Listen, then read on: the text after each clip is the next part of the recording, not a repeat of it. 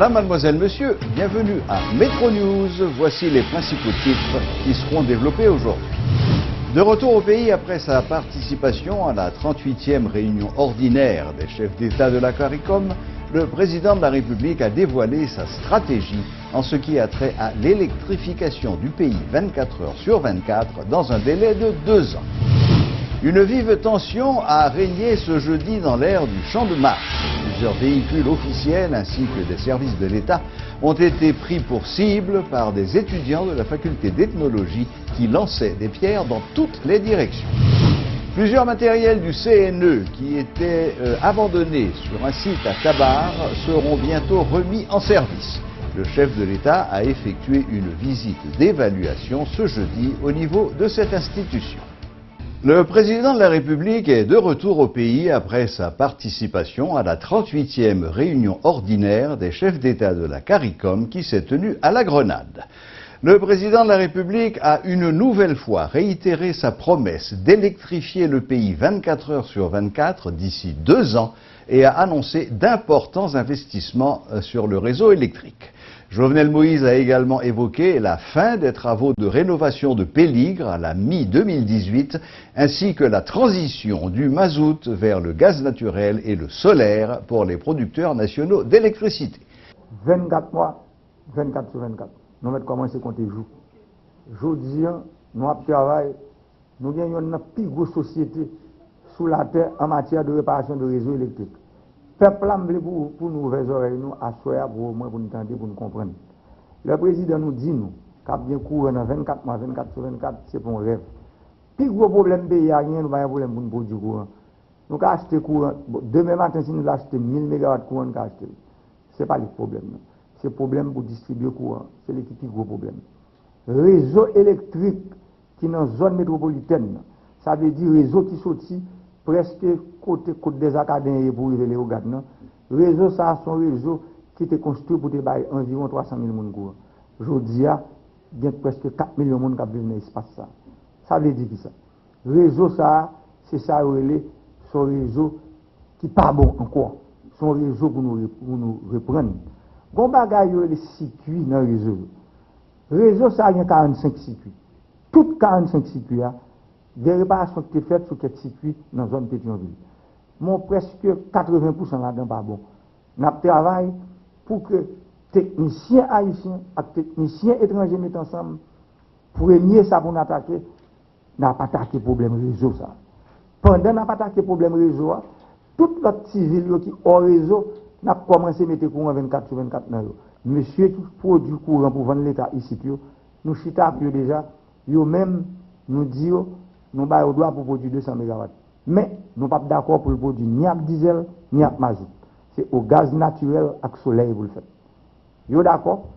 Il faut que le peuple là, j'ai l'ouvert aujourd'hui. Il faut que les gens suspendent le peuple ça a menti. Aujourd'hui, nous avons un président qui l'a pour aller chercher pour nous, qui pour comprendre le bagage, qui pour venir expliquer nous. Moi, dis-nous encore, c'est pour un rêve, travaille avec moi, pour patience avec moi, pour que dans 24 mois, Haïti, il y ait un courant 24 sur 24. Parce que moi, j'aime des petits gens, n'importe où prince, là où parle de blackout, c'est dans le journal, je dis, c'est là où parle de lumière, c'est dans le journal. Par ailleurs, le chef de l'État a fait le point sur sa participation au sommet de la CARICOM. Sécurité, marché commun de la Caraïbe et tourisme sont les 3 principaux thèmes qui ont été abordés lors de cette rencontre internationale. Le chef de l'État a fait remarquer qu'il a eu des rencontres en marge de cette réunion, notamment avec le représentant de la Banque caribéenne de développement. Si on a parlé de marché commun, il faut regarder qui produit de bien et qui échange que nous avons fait entre nous. Dans le niveau pays caraïbe, il y a un problème entre eux. Ça veut dire qu'il y a des pays qui ont des produits et l'autre pays met des quotas. Ça veut dire que c'est un cours qui a dit même des interdictions pour que les produits par eux vendent la caille l'autre. Moi, je pense que c'est un sujet qui est extrêmement important que nous avons travaillé sur lui. Nous-mêmes en Haïti, aujourd'hui, qui gagnent une grosse possibilité. Presque 80% plaines, c'est des plaines organiques. Ça veut dire que terre qui a produit manger biologique. Que tout touriste qui vient dans le Caraïbe a besoin de consommer aujourd'hui.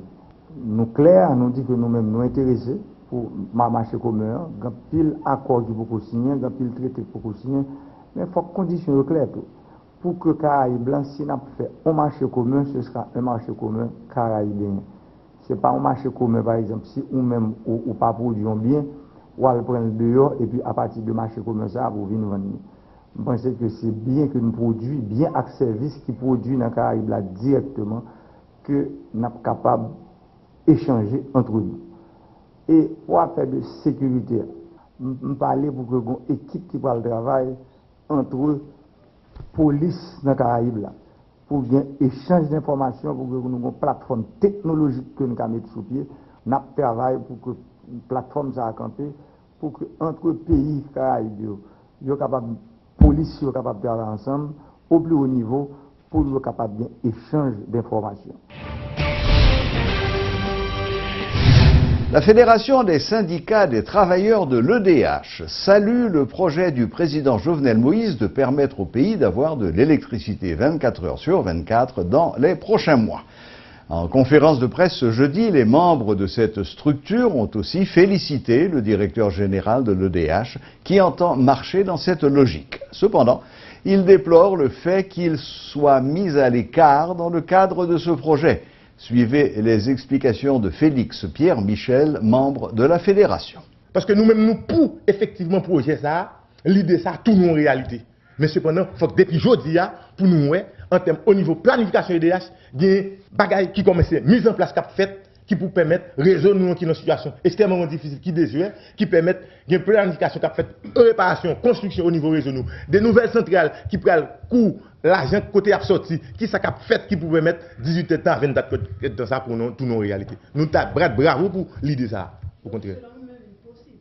C'est possible, mais jusqu'à présent, nous n'avons pas de possibilité à prendre la parole là, parce que pour qu'on gagne des études, parce que faut que tu d'accord. S'il fait ça, s'il fait nous-mêmes, nous avons parce que nous pas qu'à EDH, nous avons 28 ans, on nous s'est fait partie prenante des situations de discussion, si vous avez fait pour un projet au niveau gouvernement, au niveau direction, toutes nos réalités, comme vous comme ça, syndicat FESTRED doit au centre des questions qui pour embrasser le projet, qui pour permettre de balle possibilité pour toutes nos réalités, pour le capable au bénéfice du peuple haïtien. Le président de la République a effectué ce jeudi 6 juillet une brève visite dans les locaux du Centre national des équipements, CNE, situé à Tabar, en vue de constater l'état d'avancement des travaux de réparation effectués sur les matériels lourds de l'institution. Le chef de l'État, qui était accompagné par le président de la commission de renforcement et de restructuration du Centre national des équipements, M. Quinton Louis, veut s'assurer que les moyens adéquats en termes de matériel et de ressources humaines sont mis à la disposition de la caravane du changement qui se trouve pour l'heure dans le Grand Sud. La problématique de la libération par la justice des bandits arrêtés par la police, 3 invités ont abordé le sujet. L'ancien ministre de l'Intérieur, Réginald Delva, déplore le manque de synergie entre les différents intervenants de la chaîne pénale qui est à l'origine, selon lui, des failles constatées dans l'édifice sécuritaire du pays. De son côté, Maître Patrick Laurent appelle l'État à définir une politique pénale en adéquation avec ses moyens et les besoins du pays. Alors que le juge Wando Saint-Villiers se dit confronté au quotidien à des problèmes liés à l'absence d'une police scientifique. Il déplore également que bon nombre de plaignants ne coopèrent pas avec la justice, ce qui explique en grande partie la remise en liberté de criminels reconnus. Nous avons une police aujourd'hui qui fonctionne en tant qu'un médecin qui est sans laboratoire. Si son moun arrêté déjà, ou un fichier déjà, ou supposé qu'il empreinte déjà, ou supposé qu'il photo déjà, autrement dit, spécimen ni supposé dans le laboratoire là déjà. Autrement dit, tout ce que vous avez à faire, le grand crime qui commettent, là encore plus évident pour retourner sur les lieux du crime, pour aller faire prélèvement d'empreinte, pour aller garder tout spécimen que, parce qu'il n'y a pas de crime parfait. Le méchant fait toujours une œuvre qui le trompe, là toujours qui ton trace et well dans toute question criminalité. Pour renforcer l'argument là. Pour dire que voilà les faits. Il faut déjà montrer ou même structure la solide. Il faut montrer effectivement avec des preuves palpables, irréfutables, que beaucoup de pas moi-même, je fais travail que je fais. Parce que je veux dire, il faut nous reconnaître qu'il y a de grosses faiblesses effectivement au niveau de l'institution policière qui ne permettent que l'agir, Jean pour agir. Ça fait toujours dire que juge là, il là pour garantir la liberté individuelle. Et que à chaque fois il y a un monde qui part devant la justice, le juge n'a pas qu'à décider suivant bon vouloir les larguer ou bien le condamner, mais c'est à partir des faits, à partir de la loi, le SAL pour aller voir est-ce qu'il y a des matières pour qu'il prenne une décision de condamnation. Moi-même, je suis dit tout que la police a arrêté et puis la justice a condamné quand le juge qui apprécie faire estimer que gagner fait démontrer infraction constituée les a condamnés. Et lorsque l'estimé que pas gagné suffisamment de preuves, le sali relâché. Parce que si le magistrat a tort à raison, t'as rendu dans un non-lieu, il est du devoir du commissaire du gouvernement, qui est chef de la poursuite de l'action publique pour interjeter appel. D'où le grand problème, quelle est la politique pénale. Lorsqu'on est son autorité judiciaire, politique qui a parlé, qu'on est le premier responsable. Parce qu'il y a un représentant dans le système judiciaire là, qui est le commissaire du gouvernement. Son seule décision que le commissaire du gouvernement fait appel, cassation, il n'y a pas de cas. Les pas suspensifs, c'est seul en matière criminelle. Donc ça veut dire qui ça? Le commissaire du gouvernement est là, si vous qui mal sorti dans le tribunal là, parce qu'on juge à tort à raison, on dit si il y a corruption ou pas, le commissaire du gouvernement, lui-même qui défend de la société, lui-même qui va appliquer politique pénale, gouvernement, c'est le premier complice. Les étudiants de la faculté d'ethnologie étaient à l'œuvre ce jeudi. Ils ont cassé les pare-brises de plusieurs véhicules immatriculés service de l'État qui circulaient dans les parages du Champ de Mars, ce qui a créé une vive tension dans ce secteur. La police a fait usage de gaz lacrymogène pour disperser les protestataires. Notons que ces étudiants réclamaient l'arrestation du doyen de cette entité de l'UEH, Jean-Yves Blot, accusé d'avoir volontairement renversé un étudiant avec sa voiture. 24 jours après, nous, c'était un cadeau empoisonné qui a été quitté pour nous, parce que le commissaire gouvernement n'a jamais fait aucun signe, dans le niveau exécutif, il n'a jamais aucun signe qui fait. Et je dis, sous caméra la presse, sous magnétophone la presse, c'est gaz que nous prenons, c'est balle caoutchouc, au lieu que pour t'arrêter nous, pour t'amender nous, pour qui ça, depuis tout ce temps nous dans la rue, et au cas remarqué comment la police lui-même l'a réagi brutalement. Et nous croyons que nous pas fait choix violence là. Parce que nous croyons que violence pas mené aucun côté.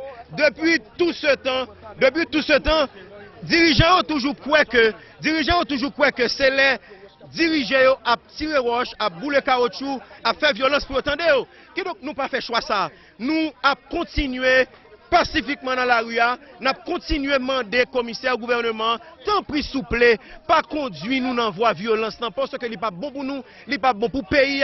Nous tous, nous avons intérêt pour nous un pays qui marche stable. Les écoliers de plusieurs établissements scolaires situés dans la commune de Carrefour ont reçu des prix et des médailles suite à leur participation à la 75e édition du concours d'expression orale de la Future Business Leaders of America, épreuves qui se sont déroulées aux États-Unis sous le thème conférences et compétitions. Suivez les précisions du directeur de l'institution chrétienne d'Haïti, Herbert Joseph. Bon, le programme commence dès l'ouverture des classes. C'est un programme qui enseigne l'anglais. En 4 mois, l'élève doit avoir une commande compétitive. Ensuite, des notions de leadership, des notions de business, c'est-à-dire le monde commercial, le monde des affaires, et ensuite la technologie. Après cette préparation, définitivement, on part pour la compétition et les conférences organisées par l'AFBL centrale aux États-Unis chaque année. L'école doit s'inscrire et ensuite le directeur, la personne responsable de l'école, de référer 10 à 20 élèves. Nous autres, nous allons les auditionner, examiner avant de les accepter. Cette année, nous commencions avec 100 élèves. Et maintenant, nous en sommes seulement 34 à participer. Cela veut dire qu'il y a eu un processus d'élimination selon les capacités. Tout le monde est invité, il suffit de suivre le processus. Si une école est intéressée, on doit remplir l'application de l'école, nous l'acceptons, on paie un frais de participation, et puis l'école est acceptée. Maintenant, au directeur d'envoyer des élèves. Le nouveau gouverneur 2017-2018 du district 70-20 du Rotary International, le Dr Robert Léger, a été officiellement investi au cours d'une cérémonie solennelle qui s'est tenue à l'hôtel Marriott le samedi 1er juillet. Étaient présents le Premier ministre Jaggi Lafontan, keynote speaker, le gouverneur sortant Aresh Ramchandani, des membres du Rotary International et de nombreux Rotariens des 20 clubs d'Haïti, ainsi que plusieurs invités.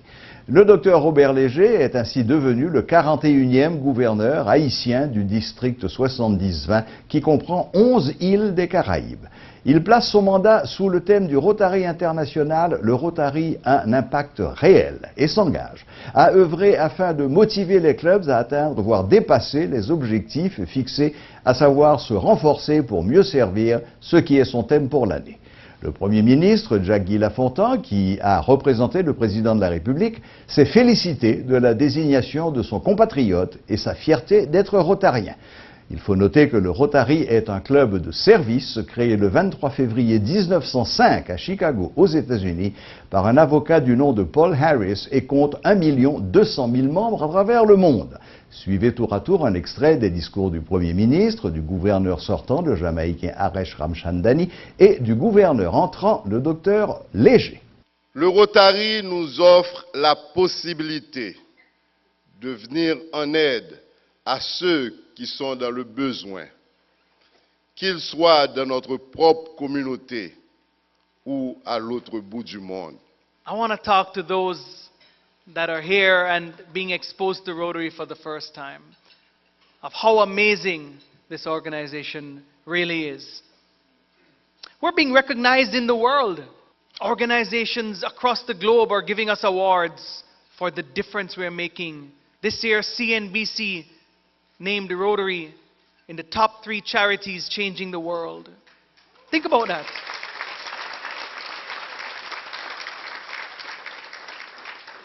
Nous sommes en effet des hommes et des femmes bénévoles qui avons librement décidé par générosité de nous associer afin de rendre service, notamment aux âmes les plus démunies, conformément aux objectifs du Rotary. Ma vision et l'un de mes objectifs comme gouverneur de district au cours de cette année 2017-2018 est de renforcer 100% des clubs du district par plus de connaissances du Rotary. Motiver la création d'autres Rotary clubs solides et efficaces dans notre district et plus particulièrement dans notre pays. Haïti a besoin de beaucoup plus de Rotary clubs solides et efficaces. À faire mieux comprendre l'esprit et le sens de notre extraordinaire organisation. Ceci aux membres et aux non-rotariens, en invitant les non-rotariens à nous rejoindre. Et aussi, nous allons lutter pour continuer la continuité et la durabilité du leadership dans les clubs, afin de les rendre plus forts pour pouvoir mieux aider et pour pouvoir mieux servir. D'où mon thème pour 2017-2018, Grow Stronger, Serve Better. Se renforcer pour mieux servir. Voilà. La boucle est bouclée. Merci de votre fidélité et à la prochaine, même heure, même chaîne.